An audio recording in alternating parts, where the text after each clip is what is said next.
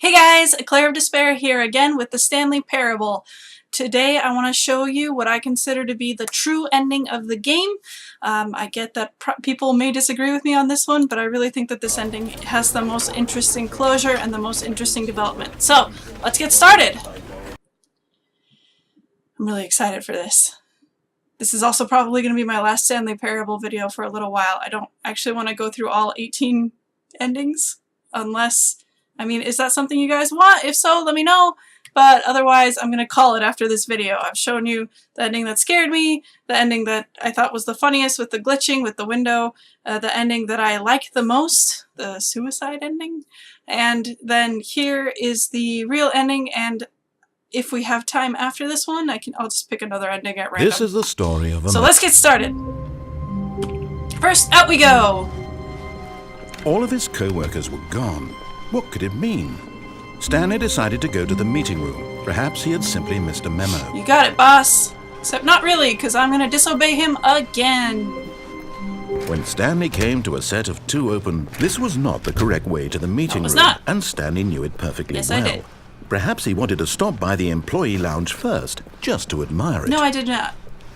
Ah, yes. Truly a room worth admiring. But eager to get back to business, Stanley took the first open door on his left. Nope. Just moving right past. Stanley was so bad at following directions, All right. It's incredible he wasn't fired years ago. Alright, just those blueprints look really cool. Look, Stanley, I think perhaps we've gotten off on the wrong foot here. I'm not your enemy, really, I'm not. I never really noticed, like, I realize the that brake investing lights. your trust in someone else can be difficult, but the fact is that the story has been about nothing but you all this time. There's someone you've been neglecting, Stanley. Someone you've forgotten about. Please, stop trying to make every decision by yourself. Never! Now, I'm not asking for me, I'm asking for her. Okay, so we've already met my Stanley. wife mannequin. Your chance to redeem So we're just gonna yourself, move on. to put your work aside, to let her back into your life. She's been waiting. Okay. That's her, Stanley. You need to be the one to do this, to reach out to her. If you can truly place your faith in another, then pick up the phone. So that's the audio that I cut short last time, sorry about that, and now I'm gonna unplug the As phone. Stanley picked up the phone, a white light engulfed him, filling him not just with radiance, but with hope. Hope for a life reunited one... Wait. Oh, goodness. Stanley, did you just unplug the phone? No, that wasn't supposed to be a choice. How did you do that? You actually chose incorrectly? I didn't even know that was possible. Let me double-check. No, it's definitely here, clear as day. Stanley picks up the phone, he's taken to his apartment where he finds his wife, and the two pledge themselves to one another. Music comes in, fade to white, roll credits. Not picking up the phone is actually somehow an incorrect course of action. How is that even possible? None of these decisions were supposed to mean anything.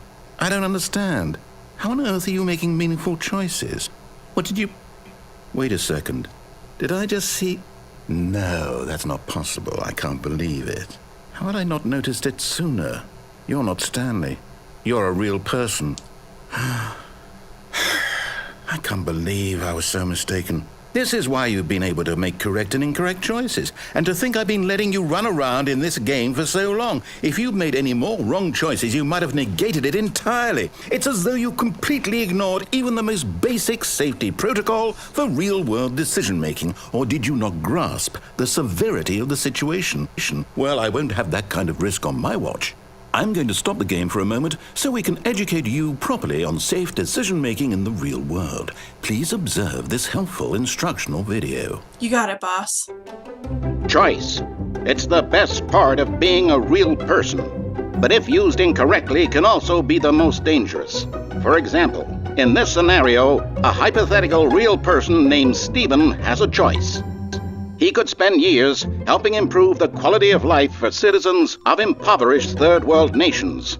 Or he could systematically set fire to every orphan living in a 30-kilometer radius of his house. Which choice would you make? Remember that unlike here, the real world makes sense, and at no time should you make a choice that does not conform to rational logic.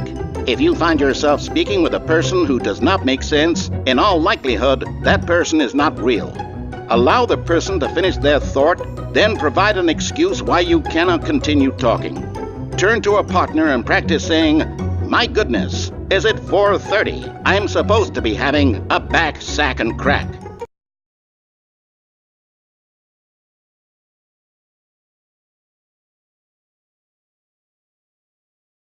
Excellent. Making choices on a regular basis is the best part to a healthy decision-making process. Most medical professionals recommend making at least 8 choices per day. Do you make more than 8? Less?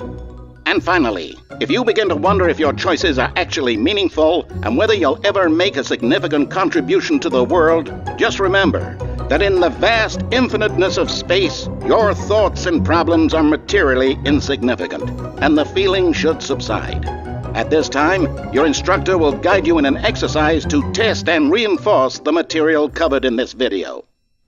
I really love that art style. Welcome back. You may have noticed that this room has begun to deteriorate as a result of narrative contradiction. Stop. But not to worry. Now that you're properly informed on good decision-making, we're going to revisit a choice you made just a few minutes ago and see what the correct thing to do would have been. This way, please. I'm sorry, I realize that the game is still glitching and I haven't fixed it yet. My bad on that one. If you didn't notice, then don't worry about it. Nothing's wrong at all. Now that we know your choices are meaningful, we can't have you jumping off the platform and dying. We can Imagine try. the main character dying senselessly halfway through the story. That story would make no sense at all. We just need to get you home as soon as possible before the narrative contradiction gets any worse. Unfortunately, it seems this place is not well equipped to deal with reality.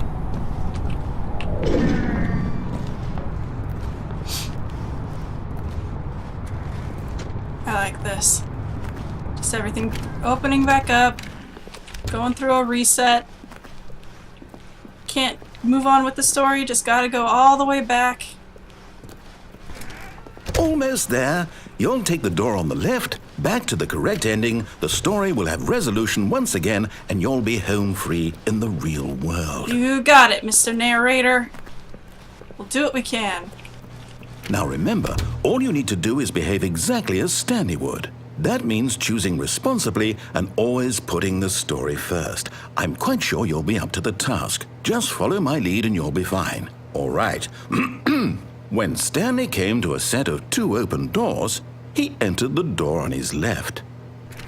I genuinely don't remember if my choice has consequences at this moment, so I'm gonna disobey again just because that's what I've been doing.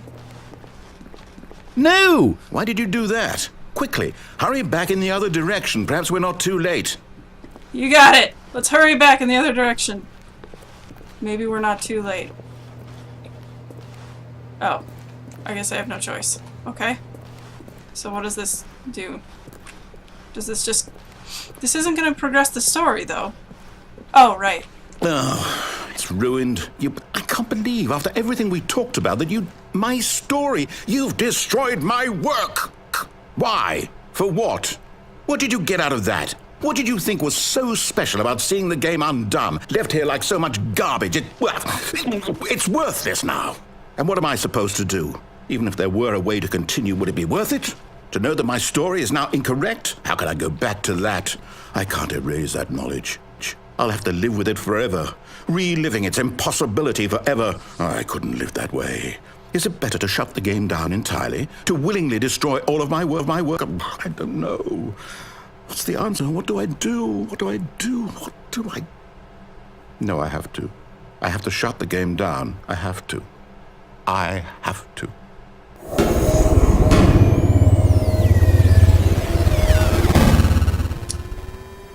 So I remember how this ending ends, but I've forgotten a lot of this in-between stuff. And I am not a fan of loud noises in my ears. I've said it before, it won't be the last time. Oh, I'm here. I'm still here. Here in this pile of rubbish. With you. You, who thought you were so clever. Now look where we are. My entire game is destroyed. It was the only thing in the world that was mine, and you've run it into the ground. What, did you think that would be funny? You just had to see? Didn't I impress upon you how important it was to be like Stanley? He actually knows how to do what I tell him to. He understands that if I say to do something, there's a damn good reason for it. That thought hadn't even occurred to you, had it? That there's a world outside of you? You're a child. Oh, my story. If you'd just gone through the door on the left, you would have seen it. There was a whole underground facility. You would have destroyed it and been victorious. It would have been so perfect. I worked so hard on it. I tried so hard. Behave exactly as Stanley would. That means choosing responsibly and always putting the story first. I'm quite sure you'll be up to the task. Just follow my lead and you'll be fine. All right. When Stanley came to a set of 2 open doors, he entered the door on his left. All right, door on the left it is. Although I'm pretty sure that ending would have been the same regardless, with the glitched out doors and everything. Yet there was not a single person here either. Feeling a wave of disbelief, Stanley decided to go up to his boss's office, hoping he might find an answer there. All right, broom closet is not available to me. Coming to a staircase, Stanley walked upstairs to his boss's office. I lost that choice. I don't have the option to go downstairs. It's just up into the office and through the doors. But it's different. Stepping inside his manager's office, Stanley was once again stunned to discover not an indication of any human life. Shocked, unraveled, Stanley wondered in disbelief who orchestrated this, until he saw the door with a voice receiver next to it. Surely behind this door lay all the answers to his questions. And beyond all probability, he knew the passcode.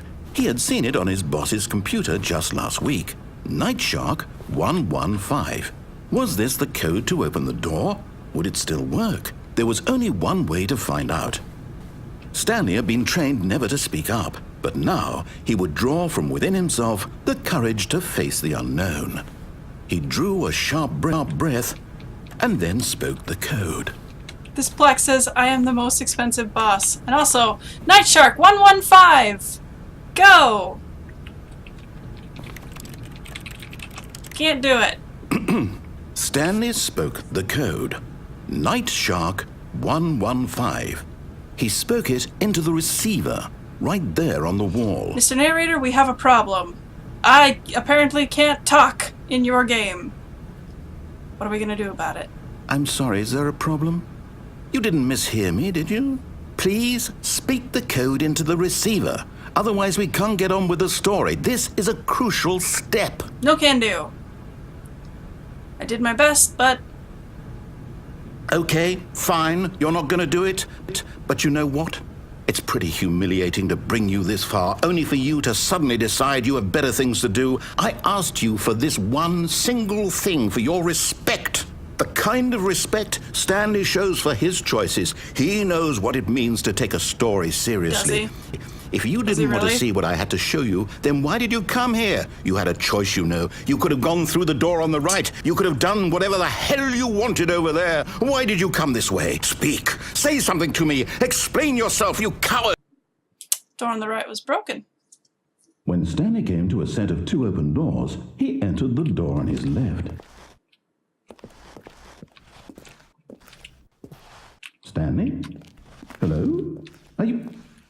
Is everything okay? Stanley, please.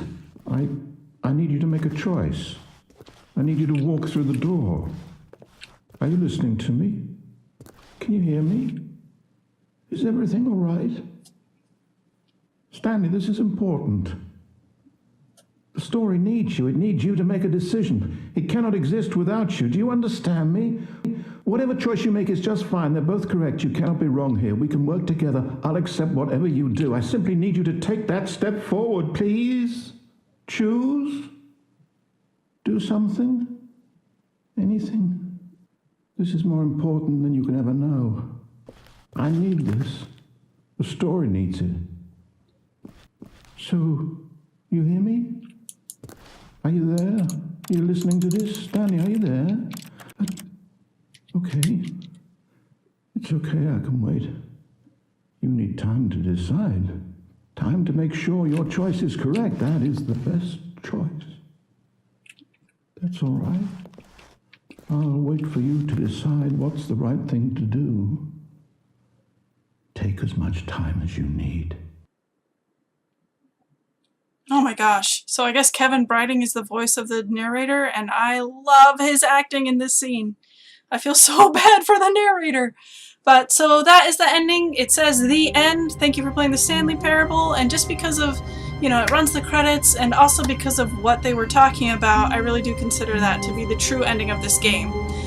You'll notice that the loaded up office is actually different than how it normally is. I don't see the copier in the other computers. It does this sometimes. There's actually an ending related to it. But I always get excited whenever I load up and it's like a different view. So this one, I guess, When Stanley came to a set of 2 open doors, he entered the door on his left. So I am going to end this episode here. Thank you so much for watching. Hope you enjoyed these endings. There are other endings in the Stanley Parable, and I could run through all of them if you want me to. If that's something you're interested, if there's something you're interested in, let me know in the comments. Otherwise, thanks for watching, and I hope you have a great day. I'll see you next time. Bye!